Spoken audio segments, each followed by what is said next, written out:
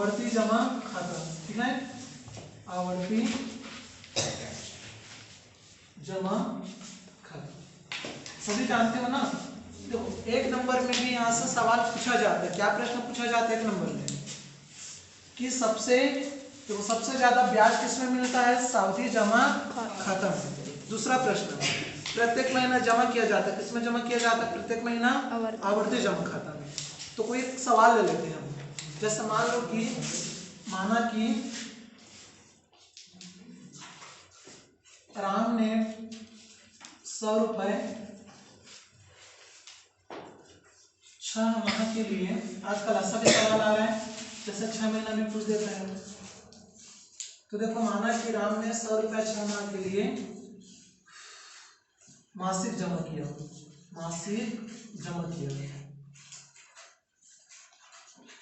अब प्रश्न को देखो, कहीं भी प्रश्न में आवर्ती जमा खाता शब्द नहीं। देखो आपको कैसा पता चलेगा, यदि मासिक जमा किया जा रहा है, हर महीना जमा किया जा रहा है, मतलब वो आवर्ती जमा खाता होगा।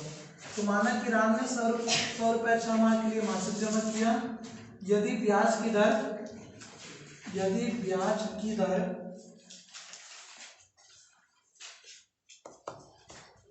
6% हो तो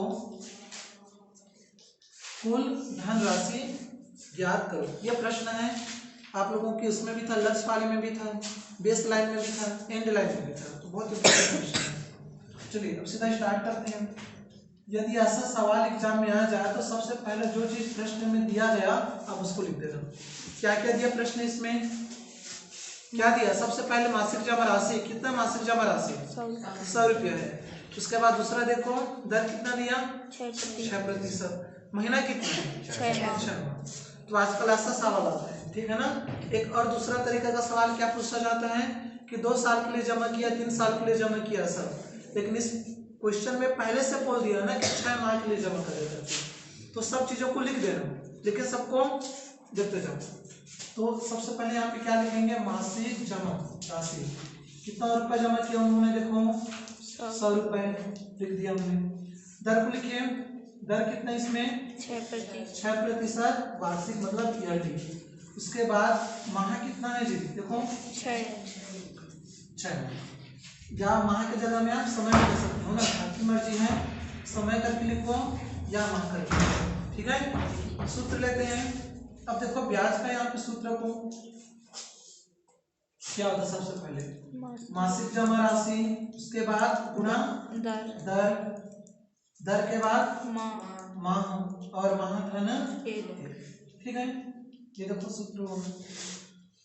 उसके बाद दर के कारण हम लोग 100 लेते हैं और माह यहाँ आ जाएगा यहाँ पर, ठीक है। तो अब मान को रखें, सूत्र को दिमाग में बैठा लो, बहुत इंपॉर्टेंट चीज है, खास तौर पे 5 नंबर में। देखो 15-16 में 5 नंबर का सवाल आएगा, 17-18 में 6 नंबर का सवाल आएगा। तो रखते हैं इसको, देखते जाओ। चलो मासिक जमा राशि कितना इसमें 100 रुपया रख दिया हमने। अब देखो दर कितना इसमें 6%, देखते जाओ। माह कितना है 6, और ये आ जाएगा 6 और 1 7, फिर बटा 100 और गुणा।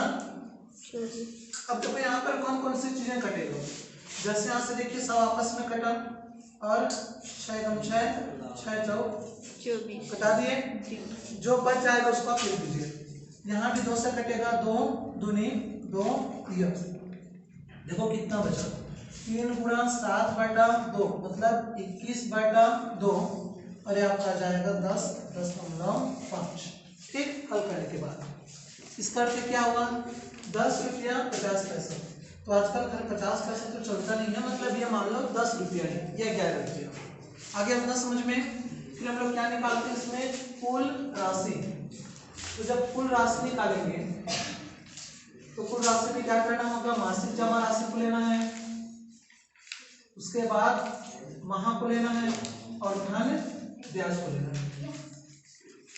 दिख रहा है ना अच्छे से, रखते जाइए। मासिक जमा कितना, देखो 100 रुपया, कितना महीना के लिए है 6 महीना के लिए, और ब्याज कितना मिला 10 रुपया 50 पैसा। इसलिए आवर्ती जमा खाता में ब्याज कम बनता है, सबसे ज्यादा ब्याज किसमें बनेगा, सावधि जमा खाता में। तो कितना हो जाएगा 600 और 10 रुपया 50 पैसे, मतलब कुल कितना आएगा 610 रुपया 50 पैसा। तो आपको यहाँ तक हल करना है। ओके, यदि आप यहाँ तक हल करते हो, ब्याज को निकालते हो, तो आपका एक नंबर कट जाएगा। 5 में आपको 5 नहीं मिलेगा, 4 नंबर मिलेगा। उस चीज को भी ध्यान देना है। ठीक, आगे देखिए। चलिए, तो ये क्वेश्चन हो गया। इसके बाद जैसे इसमें देखिए बहुलक वाला सवाल और समांतर माध्य। अच्छा, मैं सावधि को भी एक बार आप लोगों को बता दूं, क्योंकि 3 चीजें होती है। एक तो होता है आवर्ती जमा खाता, दूसरा होता है सावधि जमा खाता, और तीसरा होता है आयकर। तो आयकर बहुत लंबा जाता है, इसलिए दोनों चीजें आपके दिमाग में होना चाहिए। तो मैं सावधि का केवल सूत्र लिख रहा हूँ, उसको फोकस करना, ठीक है ना। तो सावधि में क्या निकालते हैं, इसमें मिश्र धन निकालते हैं। मिश्र धन को अंग्रेजी में कहते हैं अमाउंट। अब मिश्र धन यानी हम उसी को पूछ रहे हैं क्या होता है। यदि मूलधन को ले और ब्याज को ले तो कहलाता है मिश्र धन, ठीक है ना।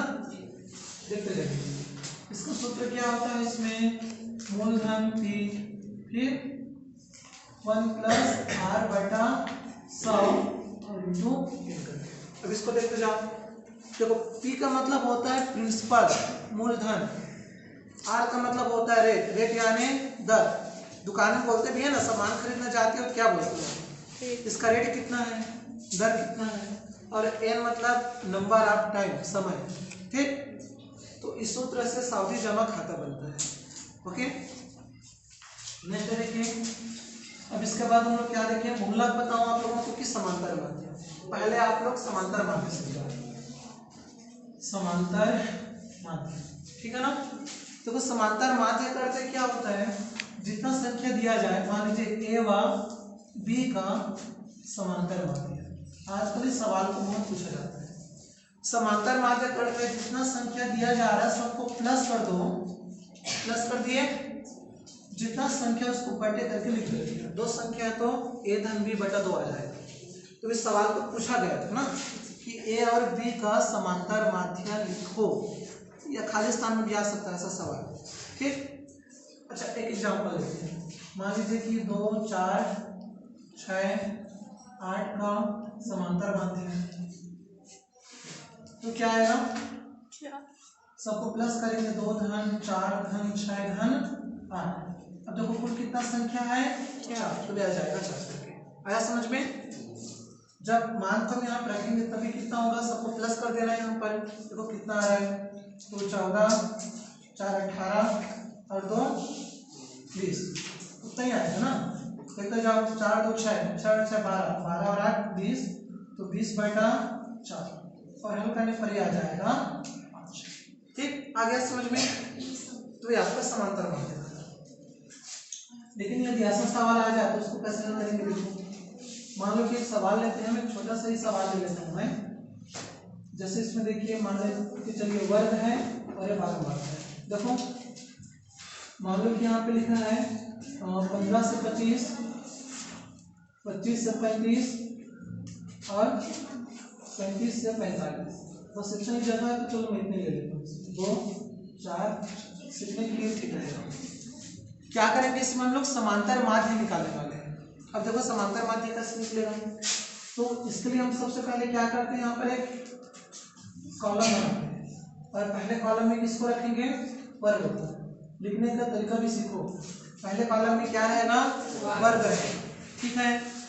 दूसरे कॉलम में हम यहाँ पर रखते हैं मध्य मान को, बीच वाले मान को, तो आपका आ जाएगा मध्य मान।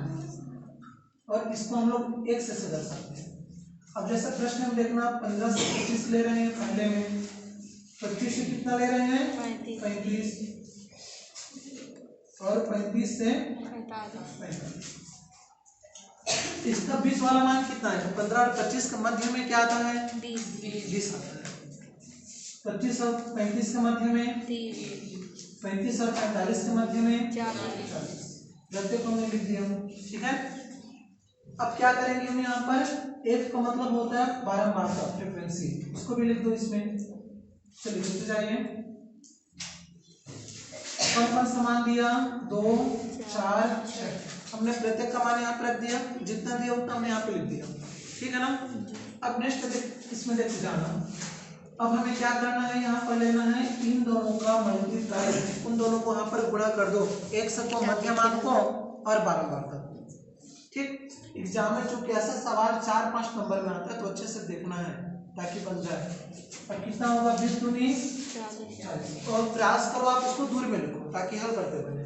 फिर जैसे यहाँ पे देखिए अभी कितना आ जाएगा, 4 दिया 12, तो आपका आ जाएगा 180। आ रहा समझ में, 6 जब 24 तो आ जाएगा 240।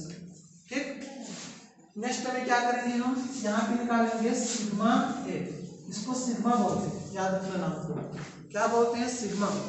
सिग्मा मतलब प्लस कर दो, जैसे 4 2 6 4 6 12 कितना आया, यहाँ भी प्लस करेंगे तो इसमें क्या लिखेंगे, इसको सिग्मा एक्स ए प्लस करते जाओ, जैसे 0 देखो सब में 0 ही आ जाएगा, फिर 4 2 6 4 बचा कितना 1, तो 1 और 1 2 2 2 4।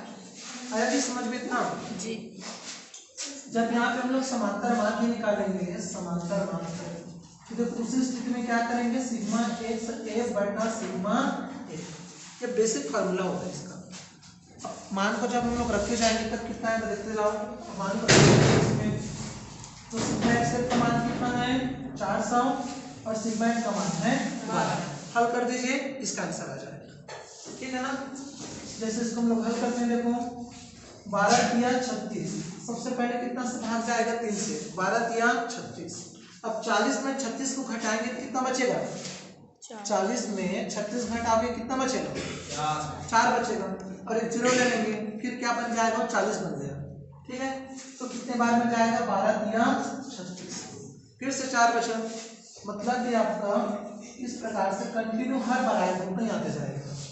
तो इसको उत्तर आया 33.33 समांतर मान की हो। ठीक है ना, तो एक साथ हमने यहाँ पे 3 चीजों को सीखा, किसको, आवर्ती जमा खाता, सावधि जमा खाता।